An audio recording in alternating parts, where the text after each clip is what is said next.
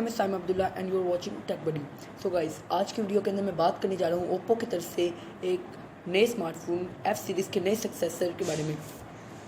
ये F19 जो है ना, इसका एक नया सक्सेसर आ रहा है जो इसकी सीरीज़ के अंदर ही एक स्मार्टफोन होगा, यानी अपग्रेडेड वर्जन नहीं होगा बल्कि इसी की सीरीज़ के अंदर एक नया स्मार्टफोन आ रहा है जो ओप्पो F19s के नाम से आ रहा है। सो इसकी तरफ बढ़ने से पहले मैं आपको ये बताना चाहता हूँ कि जिस वेबसाइट को मैं इस वक्त यूज़ कर रहा हूँ वो वर्ट मोबाइल है। मैं इसकी एप्लीकेशन के ऊपर मौजूद हूँ और आप इसके क्रोम के ऊपर इसकी वेबसाइट पर भी जा सकते हैं और साथ ही साथ आप इसकी एप्लीकेशन भी प्ले स्टोर से डाउनलोड कर सकते हैं। तो चलिए अपने टॉपिक की तरफ चलते हैं। सबसे पहले जो F19 के 3 मॉडल आए थे, F19, F19 Pro and F19 Pro Plus। तो इसके बाद अब इसका एक नया आ रहा है F19s के नाम से। तो हम उसकी डिटेल चेक करते हैं। इसके अंदर आप इसका जो मॉडल आया है वो CPH 2223 के नाम से आया है जो, और इसके आगे जो इसकी लीक आई हैं, जो इसकी स्पेसिफिकेशन लीक हुई हैं उनके अंदर ये है कि इसके अंदर ब्लूटूथ 5.0 की सपोर्ट होगी। और उसके साथ साथ इसके अंदर अब इसके चिपसेट्स की तरफ चलते हैं और मेन टॉपिक की तरफ आते हैं। तो इसके अंदर स्नैपड्रैगन 662 होगा जो एक बजट जो क्वालकॉम की चिपसेट है, मतलब ये इतना हाई एंड नहीं होगा, ये आपके डे टू डे यूजेज को कंट्रोल कर सकेगा। और गेमिंग की बात की जाए ना तो ये हाई गेमिंग को, मतलब ये आपके जो अच्छी गेमिंग होगी उसको सपोर्ट नहीं करता, ठीक है। और ये बिल्कुल एक डे टू डे यूज़ के लिए, और ये एक चिपसेट है, ये आपके जो हाई टास्क होते हैं उनके अंदर ये लैग कर सकता है। लेकिन हो सकता है कि ओप्पो F19s के अंदर हमें कुछ अपग्रेड मिले, इसके साथ हमें कुछ ऐसी चीज़ें मिलें कि ये शायद सही वर्क करे। तो अब इसकी बैटरी की तरफ चलते हैं। तो इसके अंदर 5000 mAh की आपको एक लार्ज बैटरी मिलेगी जिसके साथ आपको 33 वाट की क्विक चार्ज भी मिलेगी। और आजकल वैसे 33 वाट का ट्रेंड चल रहा है। सो इसके अंदर आपको 6 GB का रैम वेरिएंट मिलेगा और साथ ही साथ 128 GB का रोम वेरिएंट मिलेगा।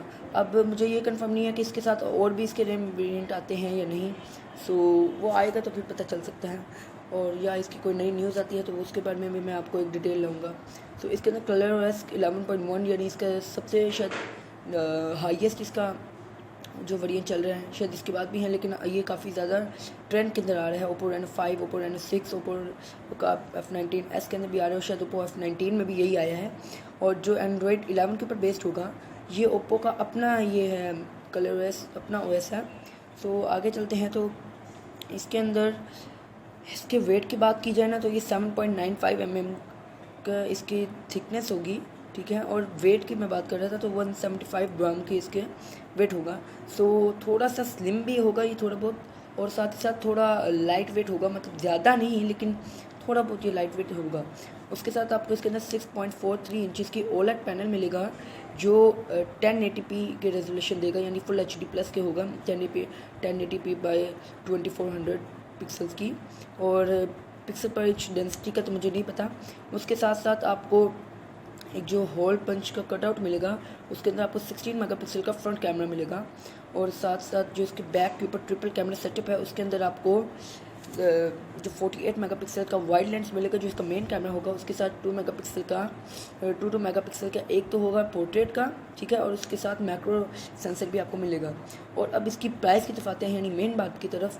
तो ये कही जा रही है कि जो US के अंदर आ रहे हैं ना वो $242 है, जो अगर उसको कन्वर्ट किया जाता है तो 40,700 रुपीज़ बनते हैं। ये आगे पीछे भी हो सकते हैं क्योंकि डॉलर की प्राइस आजकल काफ़ी ज़्यादा चेंज हो रही है, इसका मैं कोई अंदाज़ा नहीं लगा सकता। लेकिन जहाँ तक मुझे लगता है ना तो ये स्मार्टफोन थोड़ा बहुत सही है, लेकिन चिपसेट की तरफ गौर किया जा सकता था। स्नैपड्रैगन की जगह अगर ये स्नैपड्रैगन कैमरा के अंदर और बाकी चीज़ों के अंदर काफ़ी सही होता है, लेकिन गेमिंग और मल्टीटास्किंग के अंदर ज़्यादा आगे जाना ये उसके अंदर थोड़ा लैग करेगा ये चिपसेट। अगर इसके अंदर MediaTek Helio G95 मिल जाता है या G90T मिल जाता तो ये काफ़ी ज़्यादा पावरफुल होता है, और वो दोनों इससे अपग्रेड से और ज़्यादा पावरफुल गेमिंग की तरफ भी काफ़ी अच्छा काम करते हैं। लेकिन चलिए, अब जो ओप्पो दे रहा है तो उसके ऊपर है, लेकिन मेरी तरफ अगर कोई मेरा ओपिनियन लेता है ना तो यही है, अगर इसकी प्राइस 35,000 होती है या 30,000 या 35,000 के दरमियान तक होती है तो फिर ये ज़्यादा सही रहता है। वरना अगर इसकी प्राइस 40,000 to 45,000 होती है तो ये थोड़ा ओवर प्राइस हो जाएगा। सो मेरी वीडियो यहाँ तक की थी, और अगर आपको मेरी वीडियो पसंद आई है तो प्लीज़ इसको लाइक कीजिएगा। अगर कोई ओप्पो का F19 या ओप्पो लवर है उसको आपका कोई रिलेटिव तो उसके साथ शेयर ज़रूर कर दीजिएगा ताकि उनको भी इन्फॉर्मेशन मिल जाए। और साथ ही साथ मेरे चैनल को, अगर आपको मेरा कंटेंट पसंद है तो इसको सब्सक्राइब कर लीजिएगा। अल्लाह हाफिज़।